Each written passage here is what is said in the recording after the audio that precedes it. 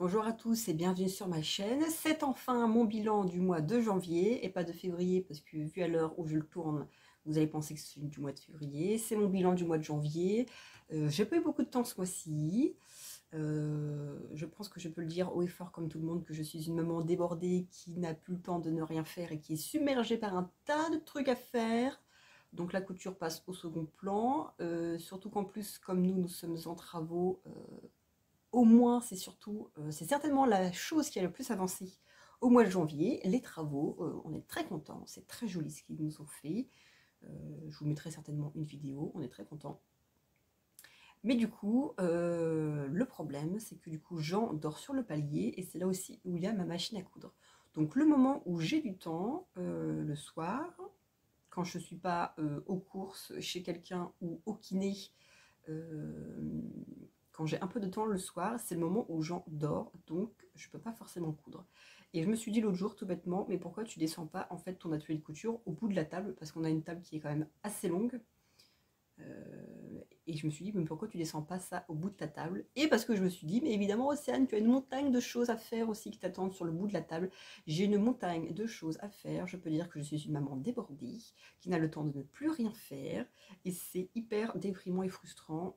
J'ai pas forcément bien vécu le mois de janvier. J'étais partie avec plein de bonnes résolutions, hyper motivée. Et je me suis dit, bah non, en fait, à part travailler, ici, tu n'es plus bonne à rien. Faire ton ménage et t'occuper de ton enfant et je vois des trucs qui s'accumulent, ça fait des mois que ça traîne et j'étais un peu déprimée. Ensuite, pour le mois de janvier, qu'est-ce qu'il y a eu d'autre? Ma machine à coudre, vous savez que je l'ai mis au réparateur. Enfin, je l'ai mise au réparateur.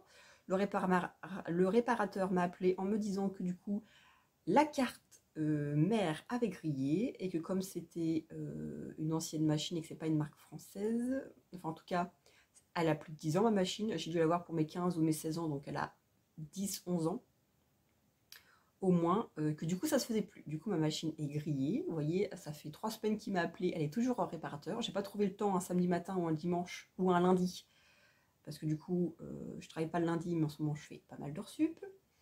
Donc j'ai pas encore trouvé le temps d'aller la récupérer de 1 et l'acheter de 2. Enfin racheter une neuve. Donc un peu déprimant. J'ai récupéré ma voiture enfin hier du garagiste, j'en ai eu pour 300 balles. Je pense que ma machine à coudre, j'en aurai pour au moins minimum le double. C'était pas prévu. Voilà, et je sais absolument pas quelle machine acheter. J'avais pris une marque qui n'était pas très connue, la marque Alpha. C'est une marque que j'ai jamais vue ailleurs en fait que chez moi, dans tous les coins couture, les filles qui montrent et tout ça, j'ai jamais vu la marque Alpha. Donc je sais pas quoi acheter. Vous allez forcément me dire sûrement le nom de votre machine à coudre que c'est super bien et je sais absolument pas quoi acheter. Je pense que je reprendrai sûrement une gamme pareille. Genre, elle avait dû coûter quelque chose comme 6 ou 700 euros. Je trouvais que c'était pas mal. Je faisais à peu près tout avec, sauf les boutonnières. Du coup, c'est l'avantage que quand je vais me racheter une nouvelle machine, peut-être que j'arriverai à faire les boutonnières avec. En tout cas, voilà, le mois de janvier, je suis en retard de tout. Je filme mon podcast du mois de janvier quasiment fin février. Voilà. Mais en tout cas, qu'est-ce que j'ai fait ce mois-ci? J'ai cousu deux projets. J'ai cousu deux projets sur ma machine à coudre, parce que vous allez vous dire, mais attendez, elle vient de nous dire ça et puis là, elle nous dit l'inverse. On a des machines à coudre au travail qu'on se sert 3 fois dans l'année à tout casser. Donc moi, ces machines-là, j'en ai pris une chez moi pour faire les boutonnières, parce que du coup, c'est avec ça que je faisais mes boutonnières. Et puis, du coup, j'ai cousu avec ça, parce que de toute façon, qu'elle soit dans l'atelier ou pas, ça se voit pas. Mes collègues sont au courant. De toute façon, mon autre collègue, souvent, pareil, apprend pour faire ses boutonnières quand elle coud. Et c'est des machines qu'on se sert 3 fois l'année, quoi. Donc c'est même du gâchis les laisser prendre la poussière. Moi, ça me débecte. Donc, j'ai cousu avec ça. Et j'ai cousu un premier projet qui a pris pas mal de temps, qui n'était pas très compliqué, mais qui était surtout long à faire. Et un deuxième projet beaucoup plus simple. Premier projet. Alors, mon mari a une veste. Cette veste-là, ça fait des années qu'il l'a. Moi, j'ai toujours connu avec. Et il n'arrivait plus à la voir en peinture. Ça lui convenait plus. Elle était tachée. Il avait mis plusieurs fois au pressing. La tache n'était jamais retirée sur son poignet. Il en avait ras-le-bol. Et puis, mon mari est très sensible à... comment je pourrais dire, la France, le Made in France, ce qui est local, ce qui est de saison. Donc quand il a vu qu'en plus sa veste était faite à Babel Wade à l'autre bout du monde, il s'est dit, bon, je vais peut-être la donner à quelqu'un, là, basta, à m'en débarrasser, et puis en racheter une française qui me convienne, parce que j'en ai ras-le-bol, machin. Donc je lui dis, ah bah écoute, moi qui suis couturière et qui aime bien coudre, pourquoi tu me demandes pas de te coudre une chemise, enfin en tout cas une veste, quelque chose comme ça. Donc il était d'accord, je lui ai montré les 2 seuls patrons de chemise ou de veste pour homme en tout cas, que j'avais.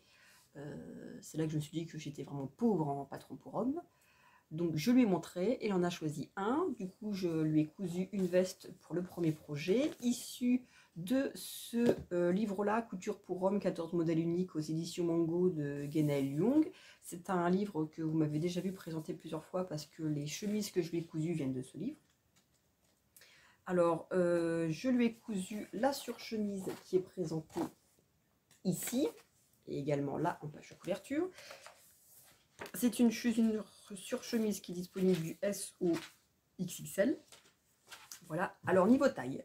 Niveau taille, ces chemises, je lui couds en M. Sauf que là, du coup, je me suis dit, comme c'est une veste et que ça doit être plus ample, est-ce que je lui couds une taille au-dessus, mais du coup, ça risque d'être trop grand, ou est-ce que je lui couds une taille M, en sachant que du coup, comme c'est une surchemise, elle sera forcément taillée plus ample. Donc, je ne savais pas trop. Il m'a dit, fais-moi une taille M. Je lui ai fait une taille M. Et puis, ça lui va bien. On est parti à Mondial Tissu. Donc ça, je vous dis ça, en fait, on a acheté le tissu au mois de novembre l'année dernière, au même moment où j'ai acheté le tissu pour le manteau de Jeanne. Donc il était vraiment temps que je la fasse. On a été à Mondial Tissu. On a acheté le tissu. Bah, je vais vous montrer la veste. Voilà. Il a choisi le tissu. C'était chez Mondial Tissu. Il n'y avait pas vraiment beaucoup de couleurs. Et puis il m'a dit, bah, je choisis ça. Puis si ça marche bien, je t'en commanderai d'autres dans une autre couleur. Donc, je crois que j'ai retrouvé sur le site, parce que je n'avais pas gardé le ticket de caisse avec les prix, je crois pas. Donc, c'est le jean coton pour chemise noire. Il est un petit peu chiné, à 11,99 le mètre. Vous avez 138 grammes du mètre carré, 100% coton. Voilà, cette couleur-ci, chinée. Je trouve qu'il change un peu. C'est pas un total noir, c'est presque, on pourrait croire, un bleu marine, très foncé. Voilà. Qu'est-ce que je peux vous dire? Alors, je l'ai fait en M. Les chemises que je lui avais cousues, il trouvait que les manches étaient un peu trop courtes. Du coup, il m'a demandé de rallonger les manches. Donc, je lui ai dit oui. Et puis, quand j'ai quand j'ai découpé mon tissu, bah, je ne lui ai pas rallongé les manches. Sauf que du coup, les manches je lui avais déjà fait pour ces chemises avaient été remontées parce que la manchure était trop basse. Là, j'ai pas touché à la manchure. Du coup, les manches, la longueur, c'est nickel. Alors, qu'est-ce que je peux vous dire? Il faut 2,10 m de denim ou chambré en 150 de large, 30 cm de doublure en coton en 150 de large, du fil coordonné. Moi, j'ai pris le fil coordonné fort, je crois, ou extra fort à Mondial Tissu. 9 boutons de 2 cm de diamètre et 2 boutons de 1,4 cm de diamètre. Alors, on a choisi, du coup, enfin, c'est lui qui a choisi ce tissu-ci. Pour la doublure, parce que vous avez bien vu sur la page de couverture, vous avez la sous-patte et l'empiècement dos dans une doublure. Donc il aimait bien le principe aussi. Donc je vais lui montrer ce que j'avais. Il m'a du coup choisi, hop, vous voyez par exemple ça, là, si vous reconnaissez, c'est le jean stretch gris de chez Dries & Stephen à 4 € le mètre. Donc il m'en restait un petit peu, très bien. Donc il a choisi ça. Pour les boutons, on a acheté les boutons à taper chez Toto, en fait, ça ressemble à ça. À 1,99 € les 6. Donc hop, je vais vous montrer. En fait, j'avais jamais fait ça. C'est des boutons à taper comme ça. Alors, ils sont pas hyper bien mis, hein. Vous voyez, ils sont un petit peu cabossés. C'est pas totalement plat. Bon, on verra bien. De toute façon, au pire, s'il y en a un qui saute, il m'en reste. Alors, ce modèle-ci, je l'ai décalqué, j'ai commencé à le coudre. C'est pas forcément très compliqué parce que c'est un modèle que j'ai déjà fait. En fait, c'est le même modèle que la chemise quasiment à quelque chose près. C'est un modèle que j'ai déjà fait 3 fois, donc que je connais bien. C'est pas un modèle pour moi qui est très compliqué. Je me réfère toujours à la chemise, la toute première que j'avais faite pour les pattes là. Alors, je vais vous la montrer en détail. Vous avez des plis ici, vous avez une patte ici. Vous voyez, hop, comme ça. Vous avez une poche poitrine ici. Là, de chaque côté, vous avez une grande poche avec rabat. Une patte ici, vous avez l'encaissement doux classique. Et puis le col. Voilà, col, le pied de colle. Il m'avait demandé aussi de lui coudre un petit, je sais pas comment ça s'appelle, un petit lien pour l'accrocher en fait au porte-manteau. Donc voilà, j'ai pris un petit bout là. En fait, j'ai fait comme un espèce de passant de ceinture que je l'ai cousu comme ça. Donc il était content. Modèle pas très compliqué. Ce qui était surtout long à faire, c'est qu'à chaque fois vous avez là vous avez 2 surpiqûres et puis une ici, vous avez 2 surpiqûres ici, vous avez 2 surpiqûres ici, les côtés, les coutures côté, vous avez 2 surpiqûres, les poches, enfin, vous avez 2 surpiqûres quasiment partout, une à 1 mm et une à la largeur du pied, donc ça doit être un pied qui doit faire 8 mm à peu près. Donc pas très compliqué, plutôt long à faire, surtout que moi du coup, comme vous aviez compris, c'est surtout des petites sessions couture fractionnées. Donc des fois, on se dit, bah tiens, j'en ai fait pendant 1 heure, et en final, bah non, mais j'ai posé 2 poches, j'ai fait les surpiqûres, j'ai fait une couture ou 2 à côté, les surpiqûres et terminé, quoi. Donc finalement, on n'a pas avancé tant que ça. Alors pour ce modèle-ci, il est plutôt content. Qu'est-ce que je peux vous dire? Alors, je l'ai décalqué, bon ça j'ai l'habitude, et c'est pas très compliqué dans ce livre-là, en fait, si vous voulez. Les planches à patron, elles ressemblent à ça. Sauf que du coup, vous avez chemise sur chemise et chemisette qui sont les unes sur les autres un peu imbriquées. Et c'est vrai que c'est pas forcément toujours simple. Il y a des plis dans le dos que j'avais complètement pas vu. Vous voyez, là vous avez un pli dans le dos que vous avez pas vu, que j'avais pas vu. Quand j'ai voulu piquer la poche poitrine, je me suis dit c'est marrant, ils ont vachement un problème de repère. Non, non. En fait, moi, j'ai pris la poche comme ça, là, vous voyez, je ne sais pas si vous voyez bien, qui est toute pointue. Et là, la poche, elle est carrée. En fait, moi, j'ai décalqué la poche de chemise, comme j'ai l'habitude de faire. Sauf que là, c'est la poche de surchemise. Alors, bon, ça ne l'a pas choqué. Et puis, tant mieux. Donc, voilà, c'est un joli modèle. Moi, je suis contente. Je suis contente d'être arrivée au bout, parce que c'est quand même long. Pas forcément, voilà, comme je vous disais, moi, très compliqué. À chaque fois, je me réfère toujours à la première pour la pâte, parce que vous avez cette pâte-ci. Pareil, là, vous avez la surpiqûre, vous avez la petite sous-pâte en dessous. Voilà, à l'intérieur, c'est pas le plus propre à chaque fois à rentrer. Mais bon, je trouve que ça s'améliore. J'ai pas thermocollé. Normalement, il faut thermocoller. J'ai pas thermocollé parce que j'estimais que c'était du jean et que c'était déjà pas mal épais, entre guillemets. Les surjets sont en blanc. Je trouve que c'est pas choquant. Voilà, à chaque fois, vous avez pareil. Chaque couture, vous avez 2 coutures. Qu'est-ce que je peux vous dire? Il a essayé. Il était content. Du coup, la longueur des manches tombait bien. Normalement, ils vous disent 9 boutons et 2 petits boutons. Parce que vous avez ici, normalement, un bouton pour fermer la pâte. Moi, j'ai décidé de ne pas la mettre. Il ne me l'a pas demandé. Je pense que c'est pas bien grave. Il était content. Et puis, bah, de toute façon, il m'a dit, bah, c'est pas de saison, donc je vais pas la mettre maintenant. En tout cas, ça change. Vous voyez, avec les boutons fermés, du coup, ça fait ça. Ils sont jolis, ces boutons. Il était content, et puis moi aussi, j'étais contente de la terminer, parce que c'était vachement long finalement, et puis depuis le temps qu'on avait acheté le tissu, ça commençait à faire long. Voilà, vous avez cette veste, je trouve que c'est plutôt joli. Je vous mettrai une vidéo de lui en la portant. Bah, j'espère que vous voyez pas trop mal la couleur. Voilà, j'aurais presque pu mettre des rivets ici, là, pour le coin des coutures, mais bon, finalement, ça va bien. Et puis, qu'est-ce que je peux vous dire d'autre? Les boutonnières, du coup, je sais pas si je vous l'ai dit, les boutonnières, à chaque fois que je fais des boutonnières, il y en a toujours une ou deux qui merdent, qu'il faut que je dépique. Ça me prend le chou à chaque fois, il faut les refaire, il faut les redépiquer. À chaque fois, j'ai envie de balancer la machine par la fenêtre. Souvent, je la menace. Et là, je peux vous dire que sur les 9 boutonnières, il n'y en a aucune qui n'a planté.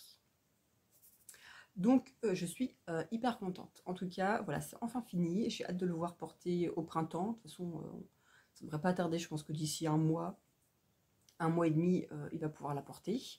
Et puis, et puis comme ça, s'il en veut une seconde, au moins je serai un peu plus rodée. Second projet à coudre, c'est une gigoteuse que j'ai cousue pour Jean. Ça faisait partie des projets que j'avais prévu de coudre avant sa naissance, avec le sac à langer, coordonné avec la gigoteuse, avec le sac de couchage, avec des vêtements et d'autres accessoires. Bon, bah finalement, je couds tout au compte-gouttes parce que j'aurais dû m'y prendre très en avance. Donc une gigoteuse, si vous voulez, il faut une gigoteuse pour la semaine qui reste à la crèche et puis les gigoteuses qui restent à la maison. Ça, c'est pas le souci. Sauf que du coup, il arrive quasiment à 6 mois le 30. Donc ça doit être la semaine prochaine, quasiment, quelque chose comme ça. Il a déjà 6 mois. Et du coup, j'ai urgemment besoin de gigoteuses puisqu'il en reste 2 qu'on nous a offert, parce que la plupart des vêtements, des choses de gens, en fait, on n'a pas acheté, on a quasiment rien acheté. La plupart là de ce qu'on a maintenant, c'est ce que les gens ont offert. Il a été très gâté, je pense, comme tous les bébés. Et là, il me faut forcément une gigoteuse. Alors, j'avais déjà repéré une gigoteuse issue de ce Burda-ci de décembre 2021. Voilà, ici, c'est la gigoteuse 133. Vous avez le dessin technique ici. Voilà, qui est disponible de la taille 56 à 86. Je vous remettrai un détail de taille. Qui est disponible du coup en workshop, voilà, sur comment la réaliser. C'est pas très compliqué finalement. Alors moi je l'ai cousu en taille 74 qui correspond à du 9 mois, c'est ça, voilà, je l'ai cousu en 9 mois. Parce que les seuls qui me restent c'est du 6 mois et ça commence à être... Enfin j'en ai une en 6 mois et une en 9 mois et là c'est quasiment fini pour la mettre. Je pense que je vais pouvoir l'arranger bientôt. Alors, pour ce modèle-ci, il vous faut un tissu 1 et un tissu 2, si vous voulez. Vous avez l'intérieur et l'extérieur ici. Il vous faut, alors ici, c'est proposé en popeline de coton et en jersey de coton. Donc, il vous faut entre 68 et 1 mètre. Du coup, moi, en taille 74, il me faut 1 mètre. Et de la viseline, ça, je n'ai pas utilisé. Une fermeture à glissière invisible. Du coup, moi, pour 74, c'était 40 cm. Je crois que c'était une de 50 que j'ai mise. J'ai pris ce que j'avais. Et du ruban velcro à coudre, largeur 2 cm en 10 cm. Et moi, je crois qu'il doit faire 1 ou 15. C'est pareil, je n'ai pas acheté exprès, j'ai pris avec ce que j'avais. Alors, je vais vous montrer. Voilà. Voilà, alors vous reconnaîtrez du coup évidemment le tissu que j'avais en stock, que je me suis dit ce sera son tissu pour lui faire son trousseau. À l'intérieur, c'est du Minky. Alors, le tissu extérieur vient du coupon de Saint-Pierre. L'autre jour, je l'ai vu encore sur le site. Donc, c'est du piqué de coton imprimé poisson japonais à 15 € les 3 mètres en coton. Et l'intérieur, c'est le Minky polaire blanc de chez Dress & Stephen à 5,95 € le mètre. Alors pour les gants, là, normalement ça doit être en tissu 2. Moi, j'ai pas fait en tissu 2. J'avais acheté du biais chez Dress & Stephen blanc coton classique. Du coup, j'ai mis. Voilà, les petits scratchs que j'ai mis également ici. Voilà, et vous avez une fermeture à glissière. Alors moi j'ai mis une invisible sur le côté, qui s'ouvre assez grand pour qu'il soit tout bien doudouné dedans. Et puis du coup, allez, je suis contente parce qu'elle est bien invisible, même si une fermeture classique ça l'aurait fait. Hein. Si vous voulez, je trouve qu'elle est bien invisible, ça se voit pas. Et comme ça, en fait, ça vient se refermer par des scratchs.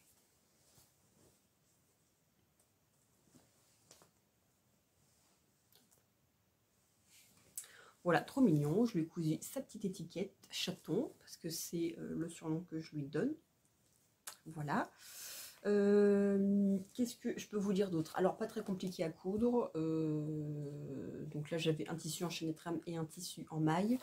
Avec la machine du boulot, sans les aiguilles stretch, j'avoue que les coutures, était un peu à l'intérieur pas très très propre. Là ça ne voit pas, mais à l'intérieur c'est vrai que les coutures étaient un peu pas très très propres. Et alors j'ai joué un peu avec la tension, j'ai voulu mettre une aiguille stretch que j'avais, mais ça doit être les aiguilles que vous avez dans les packs de couture, genre Lidl et compagnie, donc c'était pas mieux. J'ai joué un peu avec la tension et ma foi, c'était pas trop mal.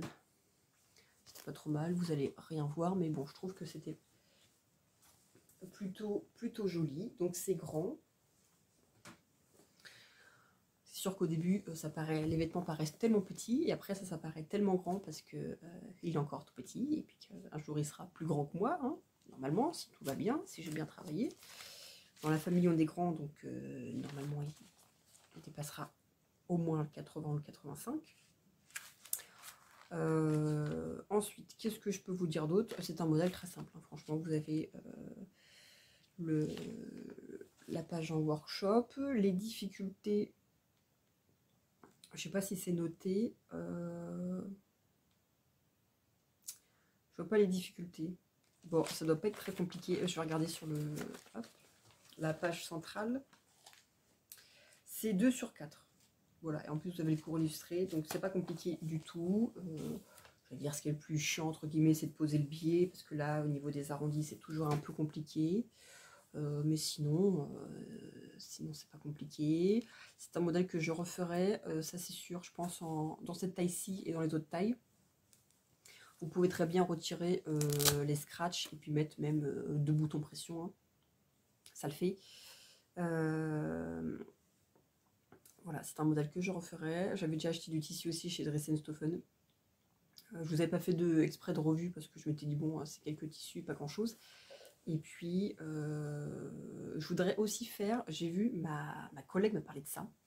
Ma collègue a un petit garçon qui va bientôt avoir 2 ans au mois de mai, et des gigoteuses en fait de cosy, si vous voulez, qui s'ouvrent pour pouvoir installer les sangles. Donc elle m'en a filé 2 pour que je vois, parce que du coup il y avait 2 systèmes différents, et je lui ai dit bah, quand je finis de faire la gigoteuse pour Jean, je vais essayer de me lancer là-dedans. Donc il faut que je regarde le tissu que j'ai, parce que du coup j'ai plus de binky, et j'ai plus non plus assez de... J'avais acheté de la gaze matelassée aussi, bah, j'allais dire que j'avais utilisé pour mon sac à langer là, et c'est pareil, j'en avais pas assez aussi pour le doubler, donc bon, il faudrait peut-être que je rachète un tissu intérieur pour qu'il est bien chaud, ou alors ça fera des gigoteuses d'été, je sais pas, faut que je vois. Mais voilà, du coup juste 2 projets, un très facile et un très long, plus que compliqué. Qu'est-ce que je peux vous dire d'autre? Il est très mignon dedans, de toute façon il est très mignon, tout simple, c'est un véritable amour. Tout le monde nous le dit, il a l'air très calme. Je lui fais oui, oui, je dis toujours, Jean est un bébé sage, calme et heureux. Il est hyper souriant, il se marre tout le temps, c'est un vrai bonheur, franchement. Plein de gens m'ont dit oui, oui, mais moi aussi le premier était comme ça, et puis le deuxième c'était autre chose. Donc on verra bien, mais c'est un bébé vraiment, il est adorable, c'est vraiment une crème quoi. Je dis toujours c'est le bébé pour débutants qui donne envie d'en faire un deuxième. Il est tellement mignon. Mais bon, je le regarde en tant que maman, je suis pas objective. Non, il est vraiment, c'est une perle quoi. Il est vraiment trop mignon, mais il grandit déjà trop vite. Et quand je vois qu'il a bientôt 6 mois, 6 mois c'est une demi-année, c'est passé comme hier. Enfin, je dis toujours, je me revois encore sur la table, sur le côté, en train de pousser, et le voir sortir le premier regard. Mais ça, je pense que je m'en souviendrai toute ma vie. Voilà, je suis déjà presque nostalgique en fait de ces moments-là, de sa naissance à maintenant, de me dire que tout ça c'est déjà perdu et que ça n'existera plus. Et d'un côté, je me dis, oh là là, mais quand il aura 15 ans, mais quand il aura 5 ans, mais quand il aura la possibilité de marcher, de dire maman, je t'aime, mais quel bonheur ça va être aussi. C'est un peu, ouais, c'est un peu compliqué de se dire que toutes les étapes qui sont passées, c'est entre guillemets perdu. C'est vécu et c'est perdu. Et d'un côté, de se dire, ah oui, mais j'ai tellement hâte de le voir quand il aura 5 ans, quand il aura 10 ans, quand il en aura 15. Mais voilà, ça va arriver déjà trop vite. Faut que je profite de maintenant. En tout cas, c'est mon bilan couture du mois de janvier, pas très garni, mais bon, voilà. C'est ce que j'ai cousu ce mois-ci. J'espère que le mois prochain sera un peu mieux, ou du moins que j'arrive un peu à remettre en l'ordre tout plein de choses que j'ai commencé, que j'ai mis de côté, qui s'agglutinent, qui font qu'à chaque fois que je les vois, je déprime. Et puis on se reverra de toute façon pour le prochain bilan. On verra bien si j'ai été capable de faire quelque chose ou pas. En tout cas, voilà, je m'arrête pour aujourd'hui. Je vous embrasse et je vous dis à bientôt.